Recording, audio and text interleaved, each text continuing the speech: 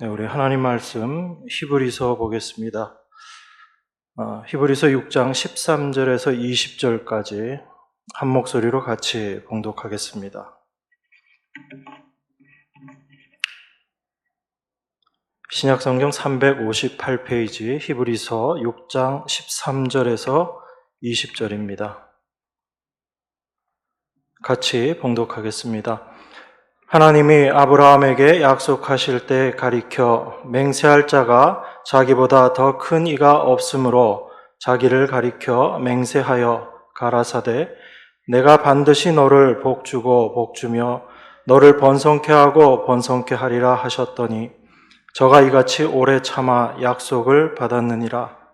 사람들은 자기보다 더 큰 자를 가리켜 맹세하나니 맹세는 저희 모든 다투는 일에 최후 확정이니라. 하나님은 약속을 기업으로 받는 자들에게 그 뜻이 변치 아니함을 충분히 나타내시려고 그 일에 맹세로 보증하셨나니 이는 하나님이 거짓말을 하실 수 없는 이 두 가지 변치 못할 사실을 인하여 앞에 있는 소망을 얻으려고 피하여 가는 우리로 큰 안위를 받게 하려 하심이라. 우리가 이 소망이 있는 것은 영혼의 닷 같아서 튼튼하고 견고하여 휘장 안에 들어가나니 그리로 앞서 가신 예수께서 멜기세덱의 반차를 쫓아 영원히 대제사장이 되어 우리를 위하여 들어가셨느니라. 아멘.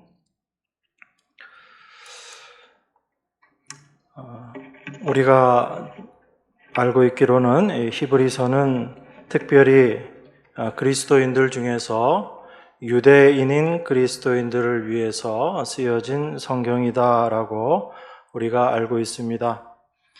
이 히브리서를 쓴 목적을 히브리서 13장 22절에 보면 이런 고난 가운데 있는 그리스도인들을 권면하기 위해서 쓰여졌다라고 그렇게 말하고 있습니다. 히브리서가 생각하고 있는 그리스도인, 특별히 유대인이었던 그리스도인들을 우리가 좀 생각해 본다면 아마 그들은 이 세상에서 참 고난 가운데, 어려운 가운데 있었던 하나님의 백성들이다라고 생각할 수 있습니다. 여러분, 그리스도인으로서 산다라는 것은 세상에서 그 세상의 원리와 세상의 삶의 방식을 쫓아가지 않는다라는 이야기입니다. 달리 얘기하면 이 세상에 등을 지고 살아가는 사람이다라는 그런 이야기죠. 그런데 유대인으로서의 그리스도인들에게는 한 가지 더 어려운 점들이 있습니다. 그것이 무엇이냐면 유대인으로서 지금껏 살아왔었던 자기의 삶의 모든 것들을 부인해야지 된다라는 것입니다. 유대인들은 하나님의 율법을 지킴으로 말미암아 그들이 구원함을 얻고 또 그 율법을 온전케 그들이 지키는 것이 참 하나님을 사랑하는 것이다라고 그렇게 생각했습니다. 그리고 그들이 기다리고 있었던 메시아가 있고요. 그들이 날마다의 삶 가운데 죄를 범하게 되면 그 죄를 속죄함을 받는 방법들이 다 있었던 겁니다. 그런데 유대인으로서 그리스도인이 된 사람은 이방인으로서의 세상에 대해서도 등을 돌렸을 뿐 아니라 유대인으로서 살아가고 있었던 그 삶의 모든 것들도 사실 부인해야지 되는 위치에 있었다라는 것을 우리가 생각할 수 있는 겁니다.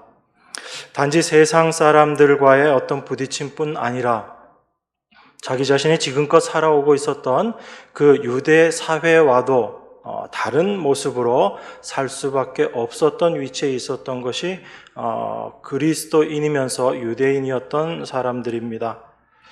여러분 한번 생각해 보십시오. 여러분들이 평소 살고 있었던 그 삶의 방식을 바꾼다라는 것, 그리고 그것이 아주 조금 바꾸는 것이 아니라 전혀 새로운 삶을 산다라고 생각했을 때 그것처럼 어렵고 힘든 것이 없습니다. 여러분들은 늘 여러분들이 익숙한 환경 속에서 지내다 보니까 그런 것들을 느끼지 못하지요.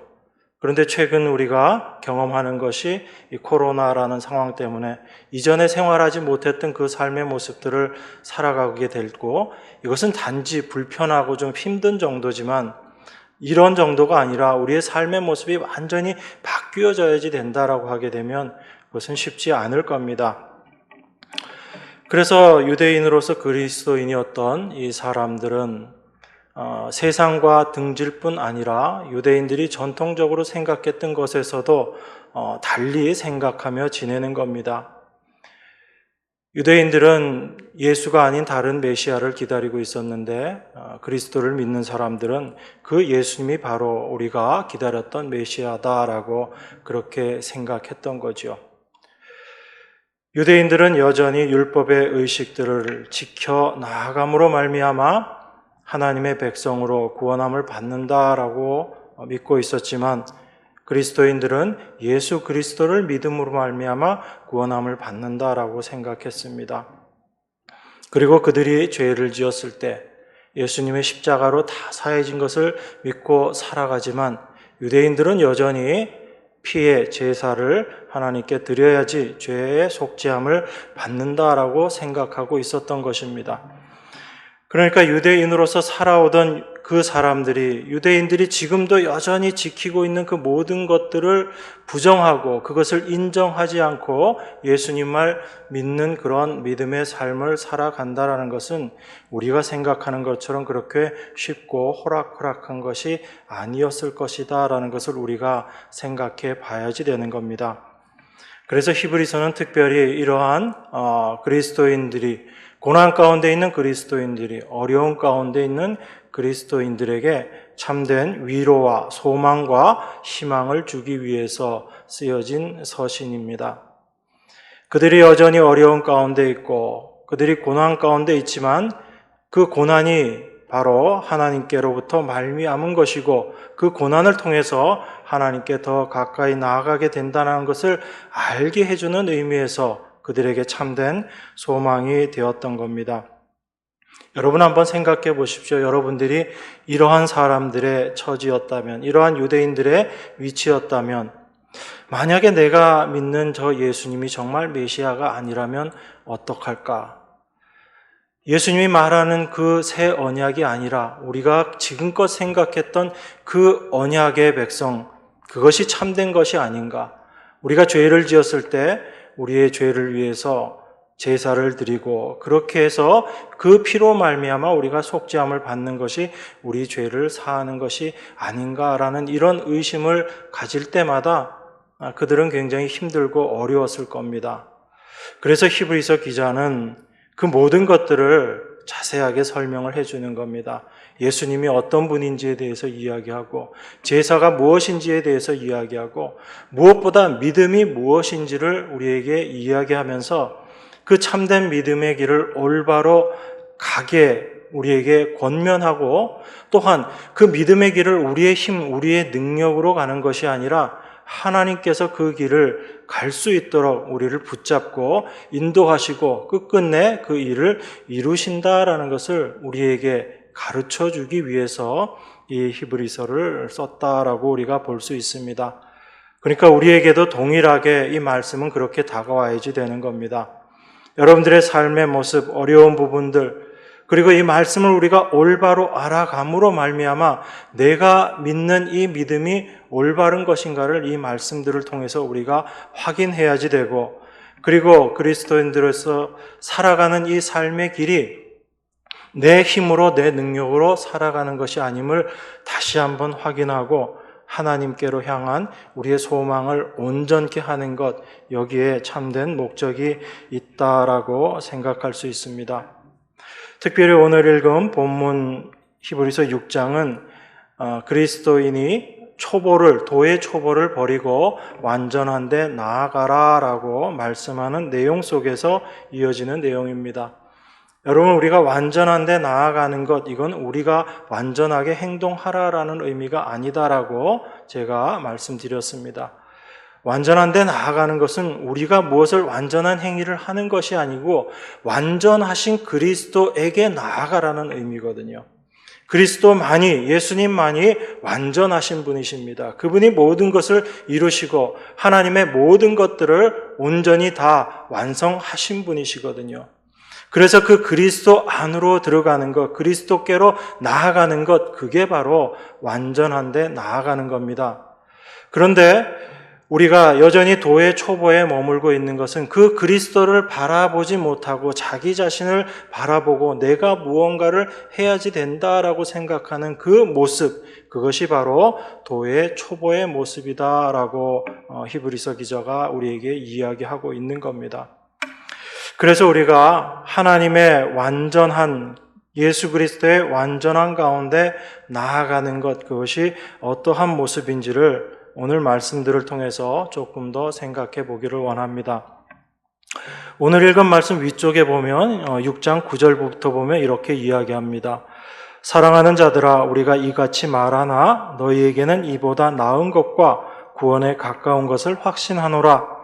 하나님이 불의치 아니하사 너희 행위와 그의 이름을 위하여 나타낸 사랑으로 이미 성도를 섬긴 것과 이제도 섬기는 것을 잊어버리지 아니하시느니라. 사랑하는 자들아 라고 이야기합니다. 그리고 그들에게 너희가 구원에 가까운 것을 내가 확신한다 라고 이야기합니다. 구원에 가까운 것을 확신한다라는 얘기는 하나님의 구원이 확실하다라는 것을 우리에게 이야기해 주는 겁니다. 우리가 무엇을 해서 구원에 더 가깝게 가는 것이 아니고 우리에게 주어진 하나님의 구원은 이미 확실하고 완전한 것이다 라는 것을 우리에게 설명하고 있는 거죠. 그래서 우리가 그 구원에 가까이 있다라고 표현을 하는 겁니다. 그런데 우리가 그 구원의 가까움을 확신하고 그리고 하나님께서 너희 행위와 그의 이름을 위하여 나타낸 사랑으로 우리가 성도를 섬긴 것과 지금도 섬기고 있는 것을 잊어버리지 아니하신다라고 이야기합니다. 분명한 구원을 받은 하나님의 백성인 우리들이 그 하나님께로부터 받은 사랑으로 말미암아 그 사랑으로 성도들을 섬기고 여전히 같이 사랑하고 있음을 하나님께서 잊어버리지 아니하신다라고 그렇게 말씀하고 있습니다. 그러면서 11절, 12절이 이렇게 이야기합니다. 우리가 간절히 원하는 것은 너희 각 사람이 동일한 부지런을 나타내어 끝까지 소망의 풍성함에 이르러 게으르지 아니하고 믿음과 오래 참음으로 말미암아 약속들을 기업으로 받는 자들을 본받는 자 되게 하려는 것이니라 이렇게 이야기합니다. 너희들이 성도를 섬기는 그 섬김 내가 잊어버리지 않겠다라고 말씀하시는데 그러면서 11절, 12절은 우리에게 뭔가를 하라고 이야기하는 것처럼 그렇게 보입니다. 너희 각 사람이 동일한 부지런을 나타내어 끝까지 소망의 풍성함에 이르러 게으르지 아니하고 믿음과 오래 참음으로 말미암아 약속들을 기업으로 받는 자들이 되게 하련다. 이렇게 지금 이야기하고 있거든요. 여기에 보면 우리가 뭔가 해야지 될 것이 있는 것처럼 느껴집니다. 부지런해야지 되고요. 끝까지 소망의 풍성함에 이르기 위해서 게으르지 말아야지 되고 그리고 믿음으로 오래 참고 그 약속의 기업들을 받기 위해서 애써야지 되는 것처럼 그렇게 이야기합니다. 여러분, 우리는 믿음을 어떻게 알고 있냐면 믿음은 바로 하나님께서 모든 것을 다 하신다라는 것이 우리들의 믿음이에요. 그것이 믿음이 분명히 우리에게 이야기하고 있는 것입니다. 우리가 애쓴다고 해서 우리의 원대로, 우리의 뜻대로 되어지는 것이 아니라 하나님의 뜻대로 모든 것을 이루어 내신다라는 것이 성경에서 이야기하는 믿음이거든요. 그런데 그런 믿음을 이야기하면서 왜 히브리서 기자는 또 오늘 본문과 같은 이런 말을 우리에게 이야기하고 있는가라는 겁니다. 부지런하고 게으르지 말고 열심히 내라 라고 그렇게 이야기하고 있는가라는 거예요. 우리가 믿음을 생각하면서 성경에 나와 있는 이런 말씀들을 볼 때 혼란이 생길 수가 있습니다. 하나님께서 모든 것을 하신다라고 우리가 생각할 때 인간의 노력을 강조하고 있는 어떤 말씀들을 우리가 접하게 되면 우리 안에서 이런 생각이 들어요. 분명히 하나님께서 모든 것들을 다 하실 텐데 우리가 그걸 위해서 부지런을 낸다거나 게으르지 말고 열심히 뭔가를 해야지 된다라고 생각하는 것이 다 부질없는 것이 아닌가, 그런 생각이 우리 안에서 들 때가 있는 것입니다. 하나님이 다 하시는데 우리가 굳이 부지런히 무언가를 해야 될 이유가 없지 않는가라는 그런 생각이 드는 거예요. 여러분들은 그런 생각 안 드세요? 저는 가끔 그런 생각이 들거든요. 하나님이 다 하시는데 왜 내가 굳이 그걸 할 필요가 있는가? 하나님께서 분명히 나를 인도하셔서 그 모든 일들을 다 이루어 내실 텐데 내가 고민하고 내가 이렇게 해야지 되나 말아야지 되나 할 생각이 필요한 것인가? 라는 그런 고민들을 할 때가 있습니다. 하나님이 다 책임지시는데 굳이 내가 할 필요가 없다라는 그런 생각이죠. 그런데 곰곰이 그 생각을 하면서 내 안에 드는 것이 있습니다. 내가 왜 이런 생각을 하는가라는 거예요. 하나님이 다 하시는데 내가 굳이 할 필요가 있는가라는 그 생각이 왜 내 안에서 생겨나는가라는 거예요. 여러분, 왜 그렇다고 생각하세요? 하나님이 다 하실 건데 내가 굳이 해야지 되는가라는 이 생각이 드는 것은 그 일의 결과가 나한테 미치느냐 안 미치느냐를 생각하고 있는 그 생각 때문에 그런 거예요. 다시 말해서 그 중심에 누가 있냐면 하나님이 계신 게 아니고 내가 그 중심에 있는 거예요. 하나님이 다 이루어 놓으실 건데 굳이 내가 할 필요 있는가 없는가라는 그 생각 자체가 바로 하나님과 상관없이 내가 중심이 되어서 생각하고 있는 그 모습이다라는 것을 볼 수가 있는 거죠. 그래서 우리가 내가 주인이 되어서 여전히 생각하고 있는가, 아니면 하나님이 정말 내 안에서 주인 되심을 내가 인정하고 내가 살아가고 있는가라는 것을, 그런 것들을 통해서도 우리가 확인할 수 있는 겁니다. 여러분, 정말 하나님 입장에서 우리가 생각을 해보면 하나님께서 우리에게 어떠한 것을 하라라고 말씀하신 것은 그걸 하나님께서 이루시고 안 이루시고 우리를 통해서 이루시고 안 이루시고 그걸 떠나서 하나님께서 분명히 계획하고 계신 것이 있는 거예요. 그런데 우리는 이렇게 생각하는 겁니다. 하나님이 말씀하신 것을 하나님 다 하실 건데 굳이 내가 그걸 왜 해야지 되는가라는 생각은 그 일로 말미암아 내가 어떤 유익이 있는가 없는가를 먼저 생각하고 있다라는 거죠. 여러분, 예수님께서 이 땅에 오셔서 하나님의 형상으로서의 일을 하셨어요.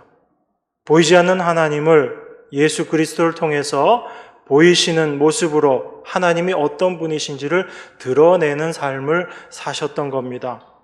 그리고 그 예수님이 이 땅에서의 삶을 다 마치시고 그리고 십자가에 못 박히시고 부활하셔서 하늘로 승천하시고 난 이후에 그 하나님을 나타내고 드러내는 일, 예수님을 나타내고 드러내는 일을 누구에게 감당케 하셨냐 하면 바로 예수님의 제자들에게 그 일을 맡기신 거예요.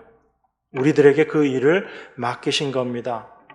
그런데 그 하나님의 형상을 드러내는 예수님의 그 예수님 되심, 하나님 되심을 드러내는 그 일을 우리 스스로의 힘으로 할 수 없기 때문에 하나님께서 성령을 우리에게 보내셔서 그 예수님을 드러내고 하나님을 드러내는 그 일을 행하게 하신 거예요.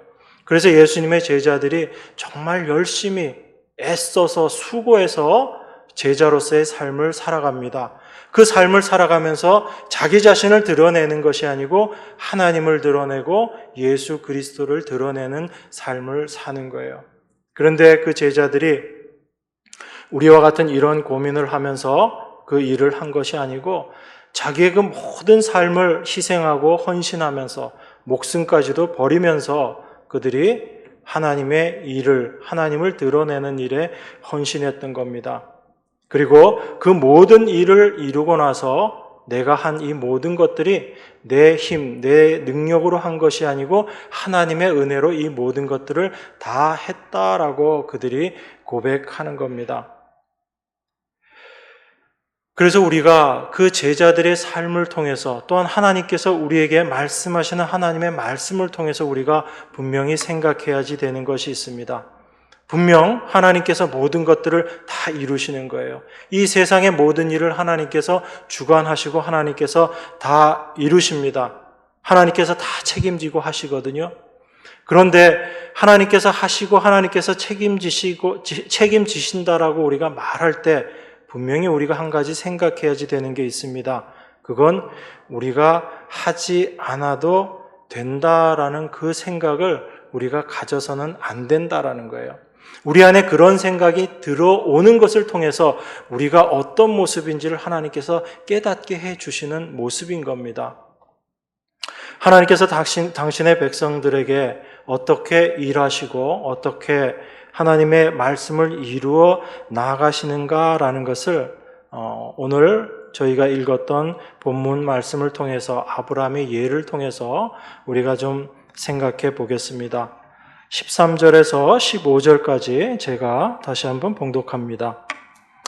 하나님의 아브라함에게 약속하실 때 가리켜 맹세할 자가 자기보다 더 큰 이가 없으므로 자기를 가리켜 맹세하여 가라사대 내가 반드시 너를 복주고 복주며 너를 번성케 하고 번성케 하리라 하셨더니 저가 이같이 오래 참아 약속을 받았느니라. 하나님께서 아브라함에게 약속하신 이 약속의 말씀은 아브라함이 이삭을 바치고 난 이후에 하나님께서 하신 말씀을 요약해서 지금 히브리서 기자가 이야기하고 있는 겁니다. 창세기 22장에 보면 그 말씀이 나오거든요. 아브라함이 이삭을 바치고 났을 때 하나님께서 아브라함에게 나타나셔서 그 이야기를 하시죠. 내가 독자 이삭도 아끼지 않고 나에게 바쳤기 때문에 내가 너에게 복을 주겠다라고 이야기합니다. 그 복의 내용이 자손이 번창하게 될 것을 이야기하고 참된 복의 근원이신 예수 그리스도가 오실 것을 아브라함에게 이야기하시는 거거든요. 그 말씀을 오늘 히브리서 기자가 이야기하고 있는 겁니다. 그래서 그 내용만 생각해 보면 이런 거예요. 아브라함이 이삭을 바쳤기 때문에 하나님께서 아브라함에게 복을 주신 것이구나. 우리가 그 말씀만 보면 그렇게 생각할 수가 있습니다. 그런데 오늘 본문 말씀을 읽어보면 그 내용을 가지고 와서 히브리서 기자가 이야기하는 내용이 좀 틀린 거예요. 뉘앙스가 다른 겁니다. 다시 한번 보면 이렇게 됩니다. 하나님이 아브라함에게 약속하실 때 가리켜 맹세할 자가 자기보다 더 큰 이가 없으므로 자기를 가리켜 맹세하고 가라사대 내가 반드시 너를 복주고 복주며 너를 번성케 하고 번성케 하리라 하셨더니 15절입니다. 저가 이같이 오래 참아 약속을 받았느니라 이렇게 이야기해요.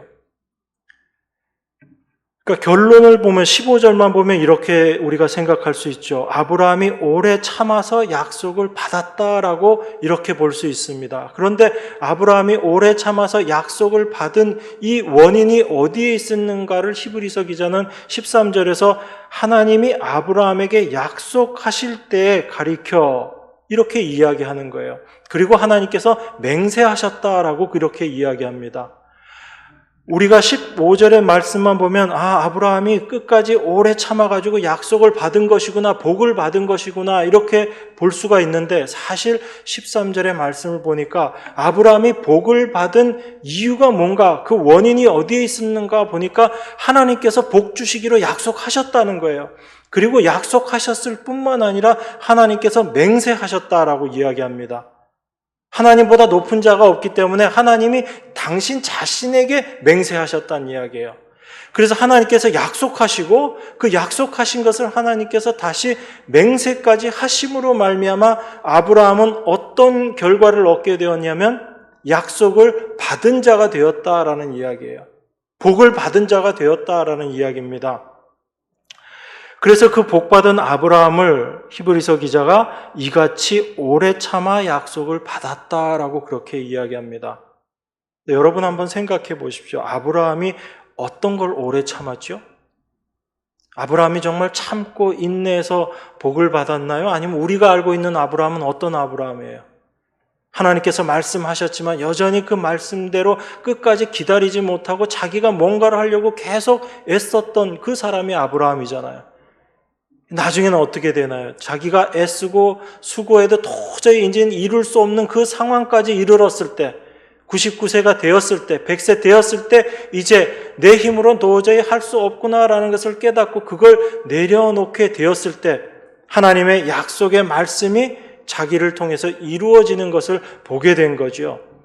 그러니까 아브라함이 자기가 그것을 오래 참고 그래서 그 약속을 받았다라는 이 표현, 오래 참았다라는 이 인내라는 것도 성경이 이야기하는 인내는 우리가 생각하는 인내와는 다른 거예요.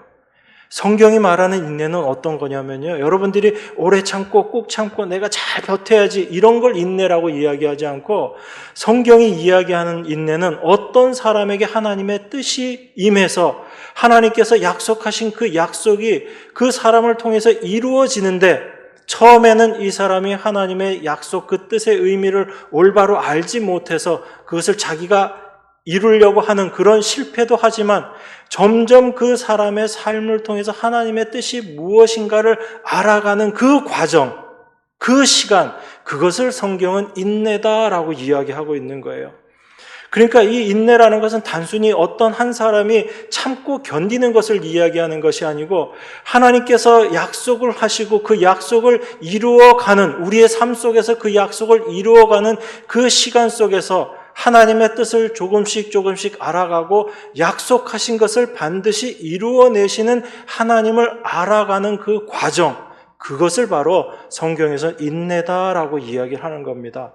그래서 이러한 인내를 이야기하는 대표적인 사람이 바로 욥이 나오는 거예요. 그래서 욥의 인내를 너희가 보았다라고 이야기하는 겁니다. 우리가 알고 있는 욥, 여러분 욥기를 자세히 살펴보면 그 욥이 얼마나 인내했는가 사실 별거 없잖아요. 나중에는 처음에는 잘 참는 것 같다가 하나님에 대해서 원망하고 자기 자신이 태어난 것을 원망하잖아요. 그런데 그 모든 과정들을 통해서 하나님의 뜻이 어떻게 이루어지는지를 알고 하나님이 어떤 분인지를 욥이 알게 된 그것을 통해서 욥이 이전보다 갑절의 복을 받는 모습으로 나타나죠. 그 갑절의 복은 2배를 받았다의 개념이 아니고 참된 복을 이제 욥이 알게 되었고 그 복을 받았다라는 의미거든요. 그 과정이 바로 인내의 과정이었다라는 겁니다. 하나님이 어떤 분이신지를 욥이 안 거죠.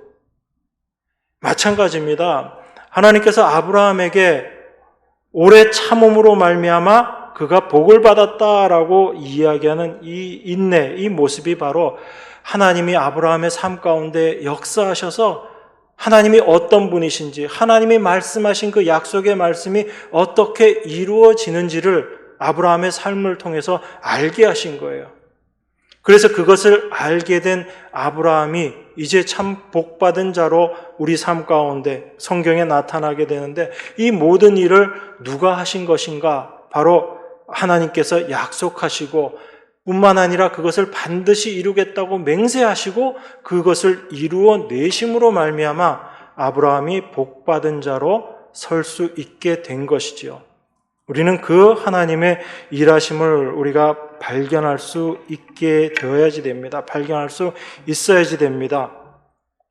그래서 아브라함의 신앙을 우리가 이야기할 때 참으로 그가 이삭을 제물로 바치는 것, 그 이삭을 제물로 바치는 그것 자체가 우리가 해야지 되고 우리가 본받고 우리가 따라야 할 것이다 라는 것을 생각하기에 앞서서 참으로 하나님께서 그 아브라함을 불러내셔서 도무지 하나님 말씀대로 순종하지도 않고 그 말씀을 잘 따르지도 못하는 아브라함을 끝끝내 이삭을 바치는 그 모습까지 인도하시는 하나님의 일하심을 우리가 볼 수 있어야지 된다라는 겁니다. 그걸 우리가 알지 못하면 우리가 믿는 그 믿음이라는 것이 하나님께서 말씀하시는 그 믿음이 아닐 수 있다라는 거예요. 그래서 우리의 믿음이 어떤 것인지를 분명히 알게 되어야지 되는 겁니다. 그래서 하나님께서는 우리를 그 모습으로 인도하시는 거예요. 그래서 성경은 믿음을 이야기하면서 우리에게 동일하게 행함을 같이 이야기하고 있는 겁니다. 그런데 그 행함은 우리가 의지적으로 이제 내가 하나님 말씀을 내가 이루어내야지 되겠다라는 그런 의미에서의 행함이 아니고 하나님께서 우리의 삶을 주관하시고 우리의 삶을 끌고 가심으로 말미암아 하나님을 알고 하나님의 뜻을 알고 하나님이 우리 안에서 역사하심으로 말미암아 나타나게 되는 그러한 행함을 이야기하는 것이다라는 것을 우리가 분명하게 생각해야지 되는 겁니다. 우리가 행함과 믿음을 이야기할 때 늘 로마서의 사도 바울의 이야기와 야고보서의 그 말씀을 우리가 생각하죠. 여러분 로마서 4장 2절에 보면 이렇게 이야기합니다. 만일 아브라함이 행위로서 의롭다 하심을 얻었으면 자랑할 것이 있으려니와 하나님 앞에서는 없느니라 이렇게 이야기합니다. 아브라함의 행위 이건 뭐죠? 아브라함이 최종적으로 하나님을 믿고 이삭을 바쳤던 그 행위까지를 사실은 다 우리가 포함해서 생각할 수 있는 거죠. 아브라함이 행위로서 의롭다 하심을 얻었으면 자랑할 것이 있으려니와 하나님 앞에서는 없다라고 그렇게 이야기합니다.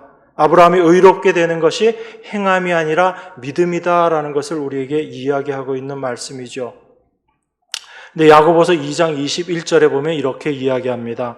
우리 조상 아브라함이 그 아들 이삭을 제단에 드릴 때 행함으로 의롭다 하심을 받은 것이 아니냐 이렇게 이야기합니다. 그냥 두 개의 문장만 비교해 놓고 보면 이런 거예요. 사도 바울은 아브라함이 행위로서 의롭다 하심을 받은 거 아니다라고 이야기하고요. 야고보는 어떻게 이야기하죠?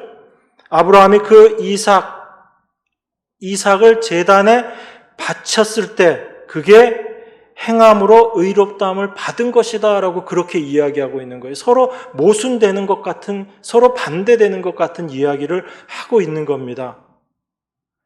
그런데 우리가 이것을 단순히 문장만을 볼 것이 아니고 왜 사도가 이렇게 이야기하는지 그 의미를 우리가 좀 들어가서 생각을 해보면 이 두 개가 서로 대립되는 것이 아니고 동일한 것을 이야기하고 있다라는 것을 우리가 알 수 있습니다. 사도 바울이 이야기하는 게 뭐죠? 아브라함이 자기 자신의 행위로 의롭다함을 받은 것이 아니다라는 거죠. 사도 바울이 이야기하는 것은 바로 아브라함이 의롭다함을 받은 것은 행위가 아니고 믿음이었다라는 것을 이야기하고 있는 겁니다. 야고보 사도는 이 말을 하고 있는 거예요, 지금. 이삭을 바치는 행위, 이것이 의롭게 된 것이다 라고 이야기하는데 이 말의 의미는 야고보 사도의 다른 곳의 표현을 보면 바로 이삭을 바치는 그 행위로 말미암아 믿음이 증거된 것이다 라고 이야기하고 있는 거죠. 야고보 사도는. 그 행함으로 말미암아 이삭을 바치는 그 행함으로 말미암아 의롭게 된 것이다 라는 그 의미는 바로 그 행함으로 말미암아 아브라함의 믿음이 증거된 것이다 라는 것을 이야기하고 있는 거예요.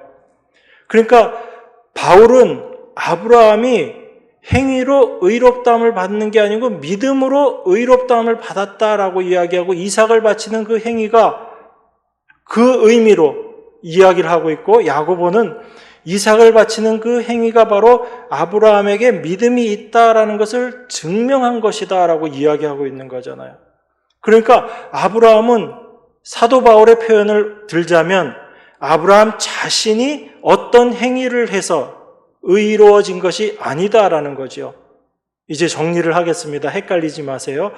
아브라함이 자기 자신의 행위가 아닌 믿음으로 말미암은 행위로 그가 믿음 있음을 증명해 보인 것이다, 증거한 것이다가 바로 바울 사도와 야고보 사도의 말의 의미인 거예요. 바울 사도가 아브라함이 자기의 행위로 의롭다함을 받은 것이 아니고 바로 믿음으로 말미암아 의롭다함을 받았다라고 이야기하는 그것과 야고보 사도가 아브라함이 행위로 말미암아 그 믿음을 증거했다라는 거죠. 그러니까 아브라함이 그 행위로 믿음을 증거한 그것이 바로 아브라함의 행위가 아니고 믿음으로 말미암은 행위였다라는 거죠. 그래서 하나님께서 아브라함에게 믿음을 주시고 그 믿음이 아브라함에게 어떻게 역사했냐면 이삭을 바치는 그 모습으로 그 하나님의 믿음을 증거했다라고 지금 두 사도가 이야기하고 있는 거예요. 그러니까 오늘 히브리서 기자가 이야기하고 있는 것과 동일한 것을 지금 이야기하고 있는 겁니다. 아브라함이 복받은 그 아브라함의 행위 자체가 아브라함 스스로의 힘으로 한 것 같이 겉으로는 보이지만 사실은 그 모든 일을 행하게 하신 이가 바로 하나님이시다라는 것을 우리에게 말씀하고 있는 거예요. 그 일을 이루시기 위해서 하나님께서 약속하셨다고 이야기합니다. 약속하셨을 뿐만 아니라 하나님께서 맹세하셨다라고까지 이야기하는 거예요. 그것을 16절에서 17절이 그렇게 이야기하는 겁니다. 사람들은 자기보다 더 큰 자를 가리켜 맹세하나니 맹세는 저희 모든 다투는 일의 최후 확정이니라. 하나님은 약속을 기업으로 받는 자들에게 그 뜻이 변치 아니함을 충분히 나타내시려고 그 일의 맹세로 보증하셨나니. 하나님께서 약속하셨는데 그 약속하신 것을 확실하게 이루시겠다라는 그 뜻으로 맹세하셨다는 거예요. 그런데 하나님보다 크신 자가 없기 때문에 하나님 당신 자신에게 두고 맹세하셨고, 그리고 그 맹세하심으로 말미암아 그 약속을 받은 자들에게 이걸 분명하게 이루어낼 것이다라는 보증을 주셨다라고 이야기하시는 거예요. 그러면서 그걸로도 조금 부족했는지 히브리서 기자는 18절에서 이렇게 이야기합니다. 이는 하나님이 거짓말을 하실 수 없는 이 두 가지 변치 못할 사실을 인하여 앞에 있는 소망을 얻으려고 피하여 가는 우리로 큰 안위를 받게 하려 하심이라, 이렇게 이야기합니다.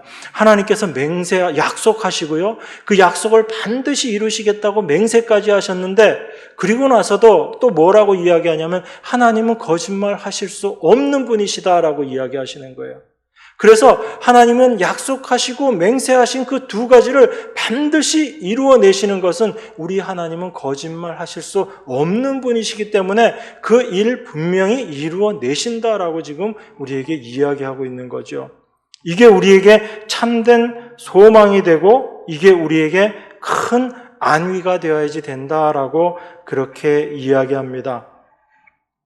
여러분, 만약에 아브라함이 하나님의 말씀을 듣고 자기 스스로의 힘으로 그 신앙의 길을 잘 갈 수 있는 사람이라면 하나님께서 굳이 아브라함의 삶에 대해서 약속하시고 맹세하실 필요가 있을까요? 없을까요?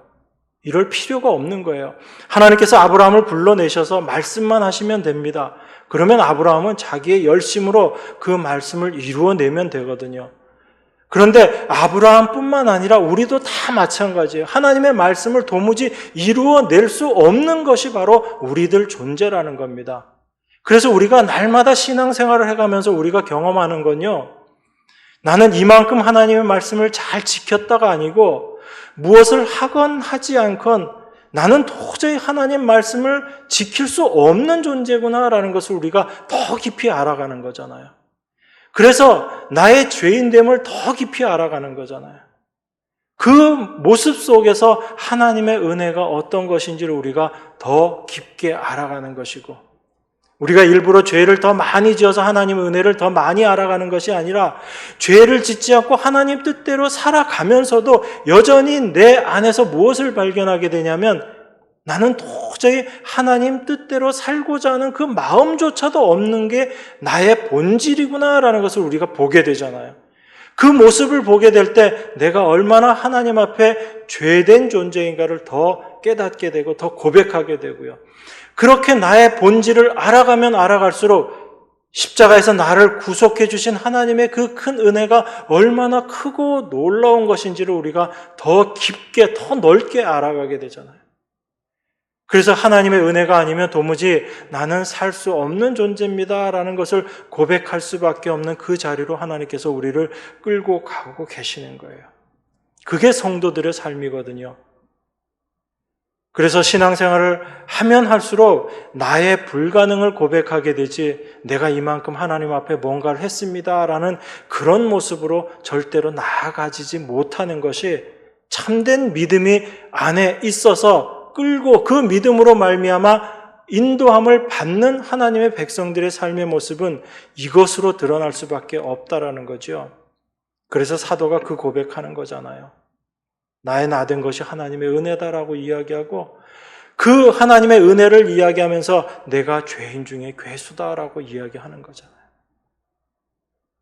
이전보다 더 하나님의 은혜를 알고 내 자신을 알게 되니까 내가 정말 죄인 중에 최고의 죄인이었구나, 내가 죄인 중에 괴수구나라는 것을 깨닫게 되는 거죠. 그 자리에서 무엇만 드러날 수밖에 없는 거예요. 하나님의 은혜만 드러날 수밖에 없는 겁니다. 내가 무엇을 하고 하지 않고 내가 한 것이 어떠한 것일지라도 그것 가지고 내 자랑으로 절대 내어놓을 수가 없는 거죠. 내 자랑으로 내어놓지 말아야지가 아니라 이게 내가 한 게 아니다라는 것을 알게 되는 거예요. 난 이것을 할 수도 없는 자인데, 나는 형제자매를 사랑하지도 못하고 나는 형제자매를 섬기지도 못하는, 사랑으로 형제자매를 섬기지도 못하는 자인데, 내가 형제자매를 사랑으로 섬길 수 있다면, 내가 지금 그 모습으로 살아가고 있다면 이건 내 힘이 아니라 내 안에 계신 하나님으로 말미암아, 믿음으로 말미암아 내가 지금 형제자매를 사랑하고 있는 것이구나라는 그 고백을 하게 되는 거죠. 그 고백 속에서 내가 한 것이 절대 자랑이 될 수가 없는 거잖아요. 내가 한 게 아니기 때문에. 우린 그걸 알잖아요. 우리 안에 믿음이 있다면 그걸 알게 되는 거죠. 그래서 내가 하나님의 어떤 말씀을 내가 행한다 할지라도 그 행한 것이 나의 자랑이 되어지는 것이 아니고 나를 통해서 그 일을 이루어내신 하나님만 오롯이 자랑하게 되는 자로, 하나님께 영광 올려드리는 자로 우리가 드러나게 되는 겁니다. 그게 성도의 삶이거든요. 그런데 믿음이 없으면 무엇을 하든 그것이 나의 자랑이 될 수밖에 없어요. 그래서 내가 한 것이 드러나지 않고 사람들이 알아주지 못하면 그것 나타내려고 애를 쓰는 겁니다. 그것이 믿음 없는 자의 모습임을 알지 못하는 것이죠. 그런데 아브라함은 자기 자신의 모습이 어떤지를 철저하게 깨달았던 거예요. 하나님의 인도하심 속에서 하나님의 말씀을 자기 스스로 이루어 보려고 애쓰는 그 과정 속에서 나는 도무지 하나님의 말씀을 이루는 자가 아니라 하나님의 말씀을 내가 오히려 막고 있는 존재구나라는 것을 알게 되고 자기 자신의 완전한 죽음을 고백하게 될 때 하나님께서 그 아브라함에게 약속을 이루어 주신 것을 경험하게 되는 거죠. 그래서 아브라함이 그 이삭을 바칠 때 뭐라고 이야기해요? 하나님께서 이삭을 주셨지만 이미 죽은 자 가운데서 다시 살리실 것을 믿고, 왜죠? 그 이삭 자체를 이미 죽음 가운데서 그가 받았기 때문에 그를 지금 다시 하나님 앞에 제물로 바쳐 드린다 할지라도 죽은 자 가운데서 다시 받게 될 줄을 믿고, 어떤 하나님을 믿으신 거예요? 참된 생명이신 하나님을 아브라함이 알고 믿은 거죠.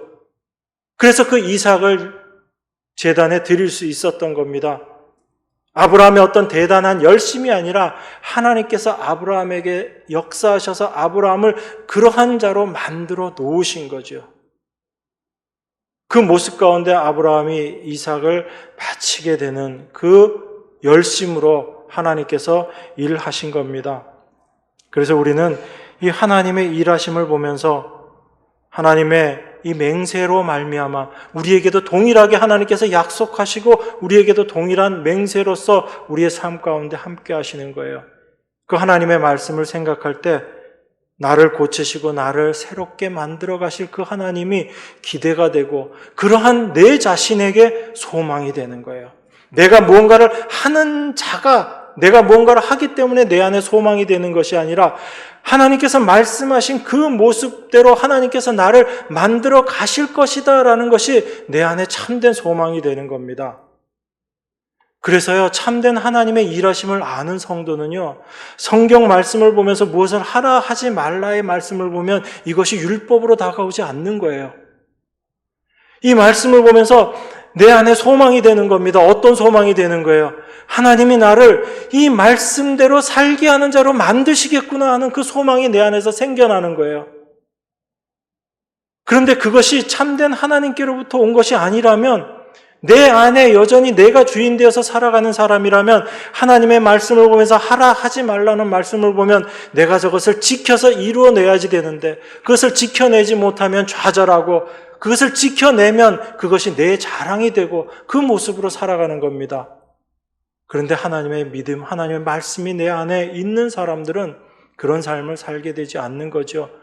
하나님께서 저 말씀을 나에게 주셨다라는 것은 나를 저 말씀을 이루어내는 자로 이제 만드시겠다는 하나님의 약속과 하나님의 맹세가 나에게 임한 것이구나. 내가 이제 저 말씀을 이루는 자로 하나님께서 나를 만들어내시겠구나 하는 그 소망이 나에게 있는 거죠. 그래서 말씀이 기쁜 거예요. 그래서 내 안에 어떤 것들이 도전되어서 들어온다 할지라도 그것을 이루기 위해서 열심을 내는 겁니다. 수고하는 거예요. 그런데 그 수고와 애씀이 내 능력이 아니라 하나님께서 내 안에서 일하시는 모습이다라는 걸 내가 알게 되는 거죠. 그래서 구하라, 찾으라, 두들기라는 그 하나님의 말씀이 내 안에서 오히려 그런 말씀들이 내 안에 도전이 되어지지 않을 때 오히려 내 안에 기도가 나오는 거예요. 하나님, 제가 정말 하나님께서 약속하신 그것이 있는데 그것에 대해서 내 마음이 가지 않습니다. 하나님, 내가 저것을 정말 구하지 않습니다라는 그 마음이 내 안에 들고 그것을 구하는 자 되게 해 주십시오 하는 그 기도를 오히려 하게 되는 거죠. 내 안에 아무 생각도 없으니까 난 자유롭고 편하다 이렇게 되는 것이 아니고, 하나님의 약속의 말씀이 있는데 그 약속의 말씀을 위해서 내가 열심 내지 않고 내가 부지런하지 못하는 내 모습을 보면서 오히려 하나님께 기도하는 거죠. 하나님, 왜 내 안에 저것을 향한 열심이 없습니까? 저것을 찾고자, 저것을 구하고자 하는 그 열심이 왜 내 안에 없습니까? 하나님, 나에게 그 마음을 주십시오 하는 그 기도를 하게 되는 거잖아요. 이게 구하라, 찾으라, 두들기라는 말씀이거든요. 하나님께서 우리에게 구하는 마음 주시고, 하나님께서 우리에게 찾는 마음 주시고, 하나님께서 우리로 하여금 두들기는 자가 되게 하시겠다는 하나님의 의지의 표현이신 거예요. 그게 성경이 우리에게 하라 하지 말라의 말씀으로 우리에게 지금 말씀하고 있는 겁니다. 하나님의 약속의 말씀의 의미가 무엇인지를 우리가 알게 될 때, 우리가 신앙생활의 어떤 삶에 있어서 우리가 중간에 멈추고 쉬고 이런 것들이 아니다라는 걸 알게 되는 거예요. 성도는 끊임없이 그 믿음의 길을 갈 수밖에 없는 존재구나라는 것을 알게 되는 겁니다. 내가 끝까지 가야지, 내 힘으로 가야지가 아니라 내 안에 들어오신 믿음이 나를 그 길로 인도하고 있고 나를 지금도 붙잡고 가고 있기 때문에 절대로 나는 이 자리에서 멈추지 않고 끝까지 하나님께서 약속하신 그곳을 향해서 나아가야 되는 곳이구나, 나아가겠구나라는 것을 우리가 믿고 나아가는 거죠. 그것이 성도의 삶의 모습인 것입니다. 믿음이 나를 소유해서 붙잡고 가고 있기 때문에 나의 가는 이 길에 절대 멈춤이 있을 수 없겠구나라는 것을 우리가 소망 가운데 믿고 나아가게 되는 거죠. 하나님께서는 이렇게 당신의 백성들을 이런 모습으로 순종하는 자 만들어 가시는 거예요. 여러분이 의지적으로 순종해야지가 아니라 하나님께서 순종하시는 자로 당신의 백성들을 이렇게 만들어 가시는 겁니다. 여러분, 이게 우리들의 참된 소망이 되어야 되지 않아요? 내가 무엇을 이루는 것이 아니라 내 안에 계신 하나님이 이 모든 일들을 이루심에 내가 거룩한 도구로 쓰여짐을 받는다. 이것이 우리에게 참된 기쁨이 되고 소망이 되어야지 되는 겁니다. 그래서 히브리서 기자가 19절, 20절에서 이렇게 이야기합니다. 우리 19절, 20절 다 같이 한 목소리로 같이 읽겠습니다. 우리가 이 소망이 있는 것은 영혼의 닷 같아서 튼튼하고 견고하여 휘장 안에 들어가나니 그리로 앞서가신 예수께서 멜기세덱의 반차를 쫓아 영원히 대제사장이 되어 우리를 위하여 들어가셨느니라. 우리가 이 소망이 있는 것, 어떤 소망이죠? 하나님께서 약속하시고 맹세하셨기 때문에 반드시 이루어내신다라는 이 소망. 그래서 우리를 안위의 자리로, 평강의 자리로 끌고 가실 것이다 라는 이 소망이 우리에게 있음으로 말미암아 이것이 우리 영혼의 닷 같다라고 이야기합니다. 여러분, 배에서 닷이 어떤 거예요? 그 배가 어떤 바람에도 흔들리지 않고 그 자리에 그대로 견고하게 있을 수 있도록 내리는 것이 배의 닷이잖아요. 우리 영혼의 닷이 올바르게 내려지게 되면, 이 소망 가운데 우리가 영혼의 닻이 내려지게 되면 흔들림이 없는 거예요. 그 안에서 참된 하나님의 온전한 소망을 가지고 살아갈 수 있는 자가 된다라는 겁니다. 그래서 우리가 튼튼하고 견고하다라고 이야기하고 있는 거예요. 이런 우리 안에 영혼의 닷 같으신 분이 누구신가? 그분이 바로 예수 그리스도다라고 이야기합니다. 그 예수 그리스도를 20절에서는 멜기세덱의 반차를 쫓아 영원히 대제사장이 되어 우리를 위하여 들어가신 분, 이렇게 표현합니다. 여러분, 우리가 시간이 없어서 길게 말씀드리지는 않지만 멜기세덱의 반차를 쫓은 제사장이라는 의미가 어떤 것인지 한번 생각해 봤습니다. 가정예배 말씀 통해서 제가 한번 말씀드린 기억이 납니다. 어떤 거지요? 원래 제사장은 어떤 사람입니까? 백성들을 위해서 제물을 가지고 하나님께 제물을 바치는 자가 제사장이에요. 그런데 멜기세덱의 반차를 쫓은 제사장이라고 이야기하는 그 멜기세덱은 어떤 모습으로 일했죠? 오히려 멜기세덱이 아브라함에게 찾아와서 아브라함에게 떡과 포도주를 주고 아브라함에게 복을 줬어요. 그게 멜기세덱이었거든요. 그런데 예수님의 제사장직이 그 멜기세덱의 반차를 쫓은 제사장이다라고 이야기를 하고 있는 겁니다. 우리 자신의 것을 가지고 하나님께 바치는 그런 의미에서의 제사장의 의미가 아니고 예수님의 제사장직은 멜기세덱의 반차를 쫓은 제사장직이라는 거예요. 율법의 의미가 아니고 하나님께서 우리에게 복 주시는 분이신데 바로 자기 자신이 포도주와 떡이 되셔서 자기 자신의 생명을 우리에게 주심으로 말미암아 그것을 우리에게 복으로 주시는 그 예수님, 그 제사장이라는 뜻이거든요. 이게 멜기세덱의 반차를 쫓은 제사장이라는 의미예요. 단순히 우리의 죄를 용서해 주신다는 차원이 아니고 우리가 하나님께 뭔가를 갖고 나가는 것이 아니고 하나님의 복을 우리에게 쏟아 부어주시는 분, 이 분이 바로 멜기세덱이었다는 거죠. 아브라함에게 오셔서 아브라함이 승리하고 왔을 때 아브라함에게 떡과 포도주를 줍니다. 그리고 뭐라고 얘기해? 복 주면서 이 승리가 너의 힘으로 된 것이 아니고 하나님께서 이 승리 주신 것이다 라는 것을 아브라함에게 얘기하시잖아요. 그래서 그것을 아브라함이 알고 나의 이 승리가 바로 하나님께서 나를 승리케 하신 것이구나. 내 힘이 아니었구나 라는 것을 알고 이 모든 것이 하나님의 공로입니다 라고 10의 1을 하나님께 드리는 거죠. 가장 좋은 걸로 모든 것을 다 하나님께 드렸다라는 의미잖아요. 그것이 멜기세덱의 반차를 쫓은 제사장의 의미거든요. 히브리서 기자가 지금 예수님을 이렇게 이야기하고 있는 겁니다. 그 예수님이 우리의 영원한 대제사장이 되어 우리를 위해서 들어가셨다라고 얘기해요. 어디로? 그 휘장이 갈라지고 그 장막 안으로 들어가셨다라고 이야기하는 거거든요. 우리가 이 소망이 있는 것은 영혼의 닷 같아서 튼튼하고 견고하여 휘장 안에 들어가나니 그리로 앞서가신 예수께서 멜기세덱의 반차를 쫓아 영원히 대제사장이 되어 우리를 위하여 들어가셨느니라. 바로 이 예수님이 우리를 위해서 십자가에서 당신의 살을 찢으시고 피를 흘리시고 하나님과 우리 사이에 가로막혔던 그 휘장을 찢으시고 하나님께로 나아간 거죠. 우리를 위해서 그리로 들어가셨다라고 이야기합니다. 그런데 그 분이 바로 멜기세덱의 반차를 쫓은 대제사장이라는 거예요. 단순히 우리의 죄를 사해 줄 뿐 아니라 우리에게 진정한 복을 주시는 그 분으로 우리에게 역사하신 겁니다.